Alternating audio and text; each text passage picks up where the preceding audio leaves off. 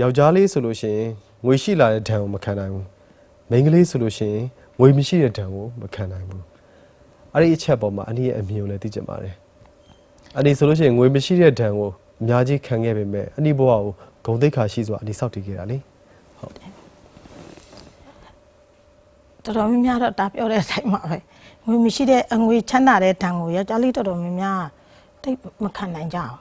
အဲ့ဒါလည်းပါတယ်အန်ဒီတို့ကိစ္စမှာတော့အဲ့ဒါတခုတည်းလို့တတ်မှတ်လို့မရအောင်ဒါအန်ဒီပဲအားနဲ့ချက်တွေပေါ့ကိုအိမ်အောင်တာဝန်နေပါတယ်မကြေပွန်ခဲ့တာပါလည်းရှိခဲ့ပါတယ်နောက်တစ်ခုက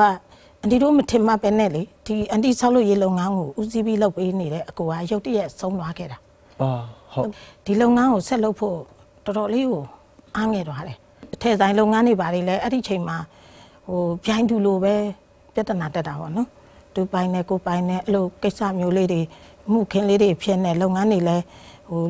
လွှဲပြောင်းချခွင့်မရှိတော့ဘာလို့ဒီလိုကန့်ကွက်တဲ့အပိုင်းတွေပါတယ်ဒီအန်တီဘိုးကမှာကြုံလာတော့လေအန်တီဆက်လုပ်ဖြစ်ဖို့အန်တီကိုတွန်းအားပေးတဲ့အကြောင်းပေါ့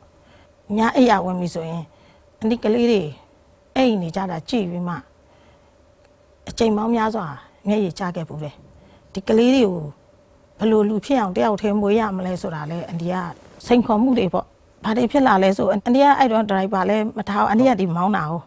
ကားပေါ်တဲ့အဲ့ပစ္စည်းဝယ်မဆိုင်ကိုမောင်းသွားခဲ့တယ်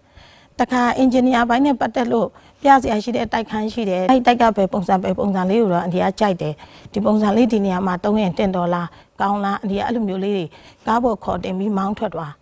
အန်တီစိတ်ထဲမှာတော့အလုံးလုံးနေရလေကိုကားပေါ်မှာလူ3ယောက်ပါရင်လေဒီ3ယောက်ဒီကိုလုပ်ငန်းအတွက်လိုက်ကြည့်ပေးတာပံ့ပိုးပေးတာအန်တီတို့အမြင်မှာတော့စိတ်ရှင်းတာဟုတ်စိတ်ရှင်းတော့ဒါအလုံးလုံးနေတာပဲ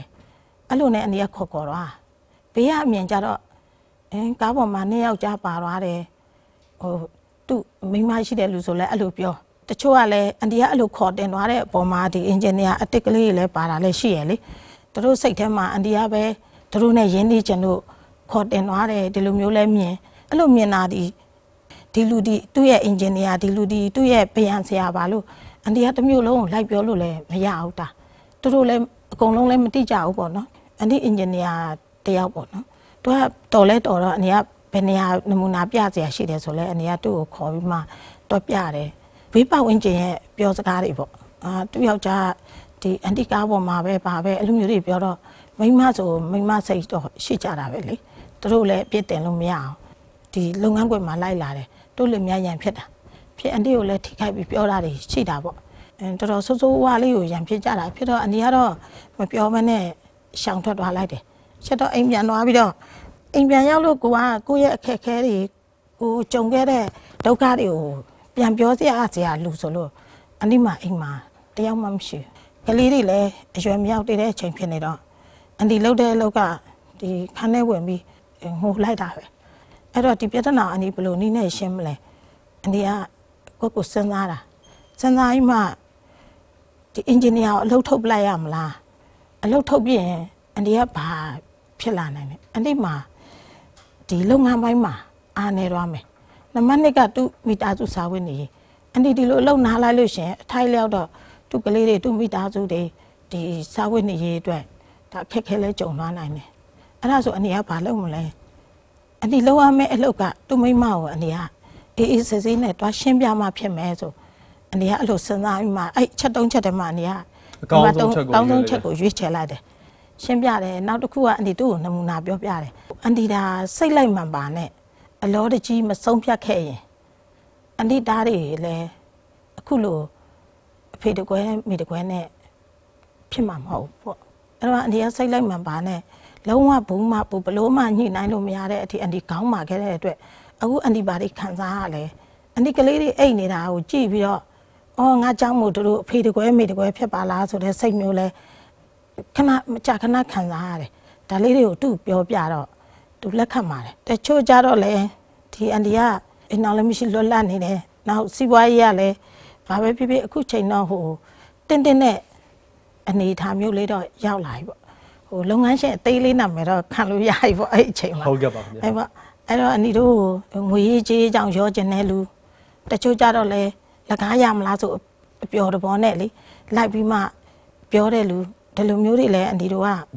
အများကြီးကြုံခဲ့ရတာပဲအဲ့လိုပေါ့နဲ့ပဲတီးတီးကနေ ကိုမိသားစုဘဝရက်တည်မှုအတွက်လောက်ကန်နေရတဲ့လူတိုင်းအန်တီလိုကြုံရမှာပဲဘာပဲဖြစ်ဖြစ်ယောက်ျားလေးတွေကလည်းကိုနှမတားချင်းလို့သဘောထားပြီးမှဒီကိုညီဖိမစိတ်ချနာပေါ့ဘာပဲဖြစ်ဖြစ်မိဘဆိုတာသမီးတွေတော့လူတန်းစိတ်နေစိတ်ချနာလေအန်တီတို့လည်းဒီလိုယောက်ျားလေးတွေနဲ့ဆောက်လို့ရေးလောက်တယ်ခုနပြောတယ်လို့ပေါ့အင်ဂျင်နီယာဘိုင်းပဲရှိသေးရတော့ဒါတခြားလူတွေအများကြီးရှိသေးတယ်ဒါခုနအန်တီပြောတယ်လို့အကြောင်းရင်းမှမသိပဲနဲ့လေလူတွေကလေသူတို့စိတ်ထဲမှာခံစားရတဲ့အတိုင်းအန်တီတို့ကိုပြောတာပထမတော့အန်တီတို့လည်းအဲ့ထံကိုမခံနိုင်တော့စိတ်ဆင်းရဲရတာတွေစိတ်ညစ်ရတာတွေအဲ့လိုတွေဖြစ်တာပေါ့နော်အရင်ကတော့ဟိုကိစ္စလေးဆိုလဲလိုက်ရှင်းပြလိုက်ဒီကိစ္စလေးဆိုလဲလိုက်ရှင်းပြလိုက်နဲ့နောက်ပိုင်းတော့အန်တီကဘာမှရှင်းမနေတော့ဘူးတာရှင်းမယ်ဆိုလဲအများကြီးပဲပေးစားလိုက်ကြတာတားရဲ့ကိုနဲ့ပတ်သက်တဲ့ပတ်ဝန်းကျင်မှာရှိတဲ့ယောက်ျားတွေဆိုယောက်ျား100တော့မကဟုတ်ထင်တာပဲသူတို့ပါဇက်ပြားမှာပေးစားတာဒီလိုတွေလည်းအန်တီတို့ကခံရတာပဲခံရတော့မိမသားချင်းကိုကျင်းစားတဲ့စိတ်ကိုတာသမီချင်းတူတာသမီတွေကိုတူရှာကျွေးနေပါလားဆိုတော့ဟိုတာသမီချင်းကိုကျင်းစားတဲ့စိတ်မျိုးထားတဲ့လူတွေကတော့ဒါတွေကသူတို့အတွက်ဟိုပြောရမယ့်စကားတွေမဟုတ်ဘူးပြစ်တင်ရမယ့်စကားတွေမဟုတ်ဘူးဆိုတာဒါတော့ပဲပြောနိုင်တာဒါအဲ့လိုနဲ့ပဲဘဝကိုအဆင်ပြေအောင်ဖြတ်တန်းနေရတာပေါ့တာ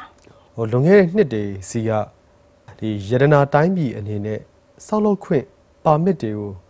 တောင်းတဲ့အခါမှာအန်တီရဲ့နာမည်နဲ့ဆိုလို့ရှိရင်ဒီဆောက်လုပ်ခွင့်တွေပိတ်ပင်ထားတယ်ဆိုတဲ့အချက်တွေလည်းအများကြီးကြားရပါတယ်။အာဏာအလှူဒန်းတွေကိုအရန်လုပ်တယ်။ဒီလက်ရှိအာဏာရပါတီလည်းဖြစ်တဲ့အမျိုးသားဒီမိုကရေစီအဖွဲ့ချုပ်နဲ့ပတ်သက်ပြီးတော့အလှူဒန်းတွေကိုပါတီဘက်ကနေပြီးရက်တီပြီးတော့လှုပ်ဆောင်ပေးလိုက်တဲ့အခါမျိုးမှာပါမစ်ကြာခွင့်တွေကအရန်ကိုကြားတယ်ဆိုတဲ့အပိုင်းတွေနဲ့ပတ်သက်ပြီးတော့လည်းဒီတစ်ချက်လောက်ရှင်းပြပေးပါခင်ဗျာဟုတ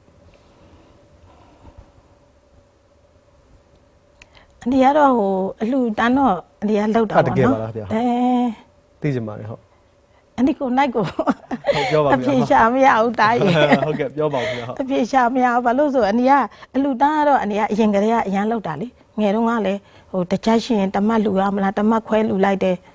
30ရှိရင်တကြက်လှူရမလားတကြက်ခွဲလှူလိုက်တယ်အဲ့လိုတွေအန်ဒီကလှူဒန်းတော့တကယ်ကိုလောက်ခဲ့ပါတယ်အန်ဒီရဲ့လှူဒန်းမှုစုစုအတွက်နိုင်ငံတော်ကလည်းအန်ဒီကိုတရားတူဓမ္မတင်ကြီးပွဲဆိုရင်2003ခုနှစ်ကပေးခဲ့တယ်နောက်တီတီတူဓမ္မတင်ကြီးပွဲဆို2009ခုနှစ်မှာပေးခဲ့တယ်ကြံ့ကြာမှုတွေဒီပါတီကိစ္စတွေပါရင်နဲ့ဆက်လို့လားအဲ့ဒါတော့ဟိုကြရကန်ရှင်နေစိတ်ထဲပါပဲပို့ပြီးတော့သိနေမှာပေါ့အန်ဒီတို့ဆောက်လုပ်မိတင်လိုက်တယ်အဲ့ဆောက်လုပ်ခွင့်ကြမလားယင်အန်ဒီတို့ဝယ်တဲ့မြေကွက်ဈေးဆိုလဲဘာပဲဖြစ်တမိုးများတယ်လीနော်အန်ဒီတို့လိုဆင်းရဲတဲ့ဘဝကနေလာခဲ့တဲ့လူအတွက်ကတော့ဘလောက်ပဲဖြစ်ဖြစ်ကိုယ့်အတွက်ကြီးမားတဲ့ဟိုရင်းနှီးမှုလို့ပဲအန်ဒီတို့ကမြင်ထားတာ哦မြင်ထားတော့အန်ဒီတို့ကမြေဝယ်ပြီးတော့ဆောက်ဦးဆောက်မယ်ဆောက်မိတ်တင်တယ်ဆောက်မိတ်မကြဘူးအန်ဒီတို့ကတမေးတယ်ဘာလို့မကြသေးလဲဟိုကကန့်ကွက်လို့ဒီကကန့်ကွက်လို့တွေပြောတယ်ဘာကြောင့်ကန့်ကွက်လဲကန့်ကွက်တဲ့အကြောင်းအရာဒီခိုင်လုံမှုရှိလားမရှိလားကြည့်ရမယ်ခိုင်လုံနေဆိုရင်တော့ဒါတော့အန်ဒီတို့ကိုခေါ်ပြီးပြောရမယ်အကြောင်းကြားရမယ်အန်ဒီကအဲ့လိုမြင်တာပေါ့နော်ဒီလိုပိတ်ထားတဲ့ကာလအရင်ကြာတဲ့ခါကျတော့အန်ဒီအနေနဲ့ပေါ့နော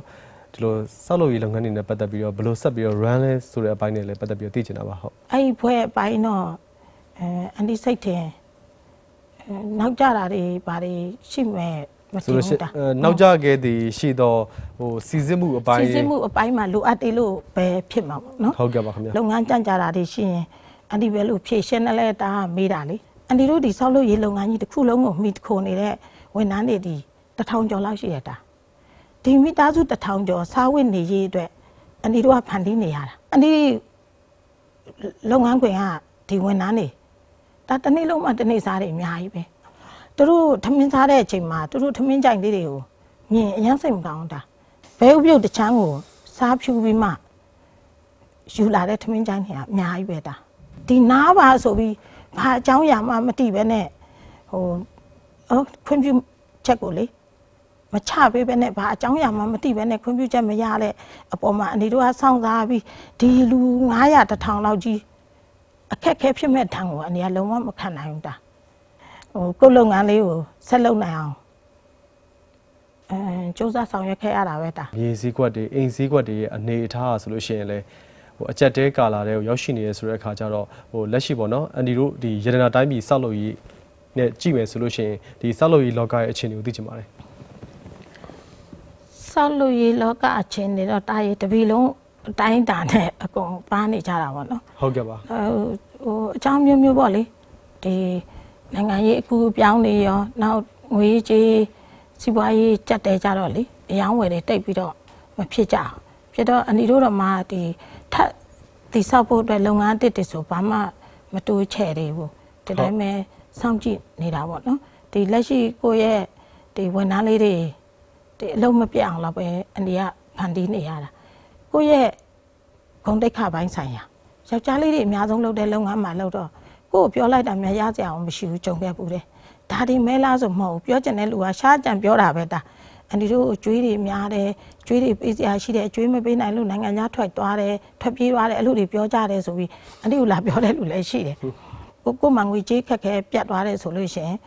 အန်ဒီမိတ်ဆွေတွေစီကနေအန်ဒီကပတ်စံဆွဲပြီးတော့တုံးလိုက်တာပဲဒါလုပ်ငန်းခွင်ပြီးလို့ပြန်ရောင်းချပြီးရင်အန်ဒီတို့ပေးစရာရှိရပြန်တော့ပေးတယ်အန်ဒီခက်ခဲဖြစ်တဲ့အချိန်မှာတကယ်ကိုထိထိရောက်နဲ့အန်ဒီကိုကူညီပေးတဲ့မိတ်ဆွေကောင်းတွေ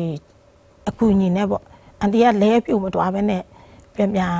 ထလာနိုင်တာပေါ့အဲ့လိုလေးတွေနဲ့ပဲဖြတ်တန်းခဲ့ရတာဒါ